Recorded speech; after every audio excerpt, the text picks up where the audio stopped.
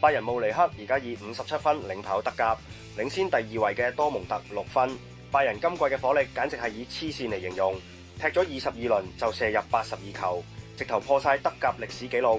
佢哋仲保持住各項賽事連續34場有波入嘅強勢。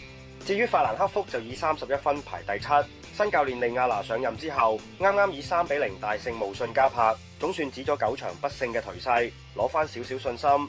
拜仁射手哈利簡尼啱啱達成咗職業生涯500球里程碑，今季已經射入26球加5次助攻，場均8.28分，直頭係聯賽最強。